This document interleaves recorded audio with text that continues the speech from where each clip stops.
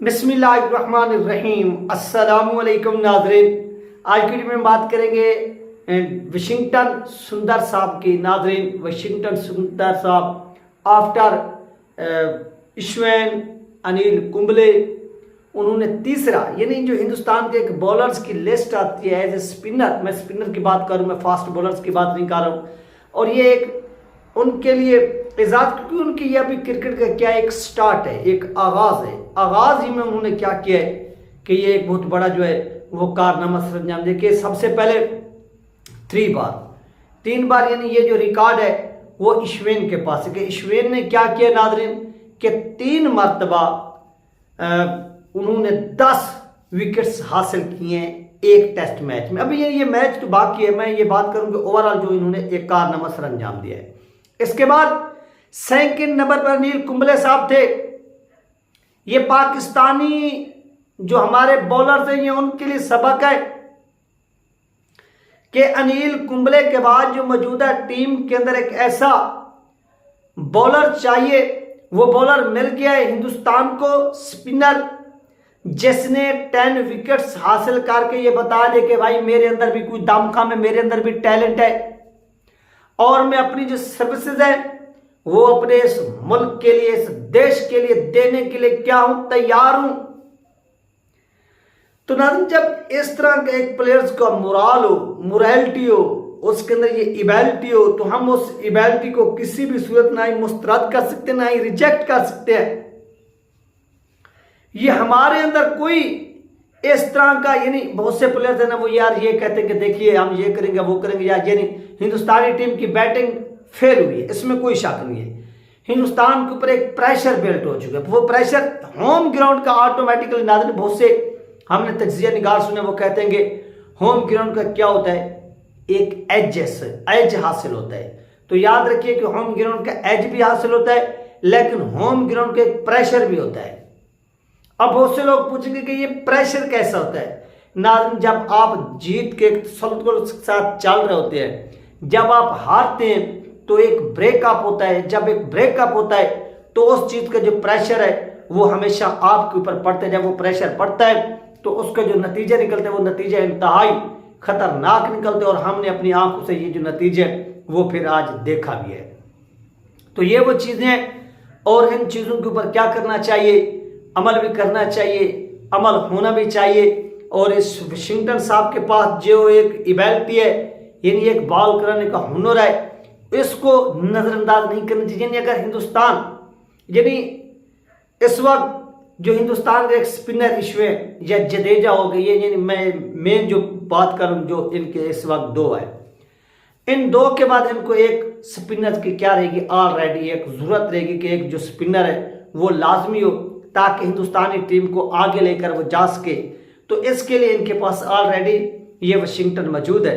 तो इस सुंदर के ऊपर, वाशिंगटन सुंदर के ऊपर अगर हिंदुस्तान मजीद यानी हिंदुस्तानी जो कोचिंग स्टाफ है ये क्या करते हैं, मजीद इनके ऊपर तवज्जो करते हैं। उस तवज्जो के बाद मेरी बात याद रखिए कि वाशिंगटन सुंदर साहब जो हैं ये एक बहुत बड़ी हिंदुस्तानी टीम को तरक्की भी देंगे। आप देखेंगे हम पाकिस्तानी प्लेयर्स भी अभी नुमान खान हो गए और इसके साथ साथ साजिद खान हो गए।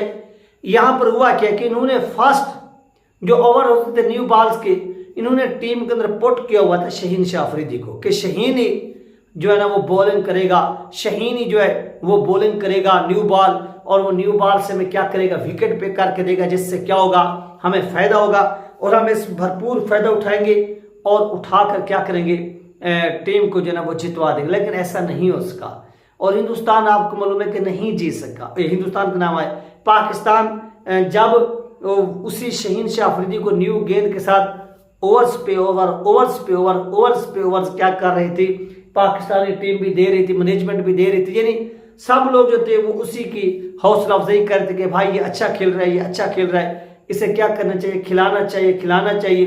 नतीजा वो 0 का 0 है। लेकिन जैसे ही पाकिस्तान की न्यू सिलेक्शन कमेटी बनी और उस न्यू सिलेक्शन कमेटी ने ये डिसीजन लिया कि नहीं, अब जो है यहाँ पर हम चेंजिंग करेंगे और चेंजिंग करके दिखाएंगे, और चेंजिंग की गई, यानी स्पिनर्स को ला कर खड़ा कर देगा कि अब जो है ना वो आप अपना जौहर जो है वो दिखाइए। तो उन स्पिनर्स ने फिर ऐसा करके दिखाया।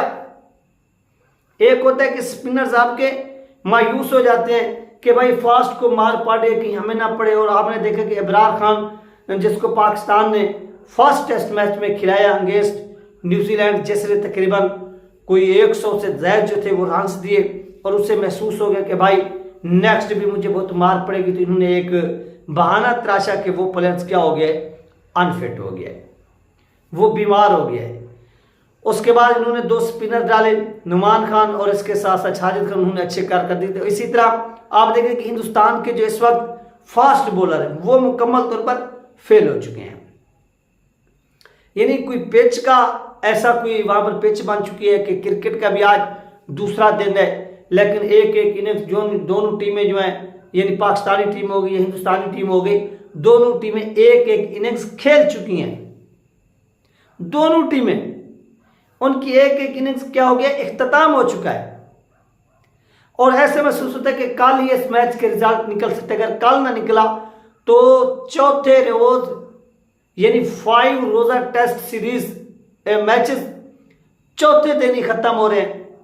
तो ये पिच जिन्होंने बनाई है उनके ऊपर भी थोड़ा सा जो ना वो होना चाहिए कि आप पिच ऐसे, बेशक आप स्पिन पिच बनाएं, इससे कोई फर्क नहीं पड़ता, लेकिन आप इनिंग्स को ऐसा थोड़ा यानी इनिंग्स को स्पेस दें कि 5 दिन तक जो ना वो खेल जा सके। और यहाँ पर फास्ट इनिंग्स एक टीम खेलकर आउट हो रही है, और फिर दूसरी टीम जो है ना वो इनिंग्स खेलकर आउट हो रही है, तो इससे क्या हो रहा है, काफ़ी इम्पैक्ट पड़ रहा है, असर पड़ रहा है। तो ये भी खिलाड़ियों के हौसले बुलंद करने के बजाय ये चीज़ें खिलाड़ियों के हौसले तोड़ रही हैं। तो इसके ऊपर भी थोड़ी सी जो ना वो नरमी करनी चाहिए, क्योंकि प्लेयर्स बहुत से हैं, और बहुत से प्लेयर्स, हर प्लेयर के नाज़रीन एक अपना ड्रीम है, ख्वाब है, तो इसके मुताबिक वो क्या करते हैं, आपको मालूम है कि उसी तरह से वर्क करना, और उन्होंने फिर वर्क करके दिखाया भी है। अब देखना ये कि ये जो तीसरा मैच है इस वक्त पाकिस्तान का, इसमें कौन सी टीम जो है ना वो विन करती, क्योंकि हिंदुस्तान के पास अभी भी एक जो मैच है वो बाकी पड़ा हुआ है, और उस का जो नतीजा है वो बाकी है। लेकिन ये जो मैच है ये इंतहाई अहमियत का, क्योंकि अगर यहाँ पर हम ओवरऑल देखेंगे 75 रन की जो लीड थी वो मिली किसको, पाकिस्तान को। अगर वही 75 रन की जो लीड है उसको आप थोड़ा सा मज़ीद चेंज करें, अगर 200 से ज़्यादा का जो टारगेट है वो इंग्लैंड पाकिस्तान को दे जाते, तो फिर पाकिस्तान के लिए काफ़ी जो है वो मुश्किलात क्रिएटिंग, और हिंदुस्तान के लिए ऑलरेडी मुश्किलात जो है वो क्रिएट हो चुकी हैं। ये थी नाज़रीन अहम तरीन अपडेट, अपना ख्याल रखिएगा, मिलते हैं नेक्स्ट वीडियो में। अल्लाह हाफिज़।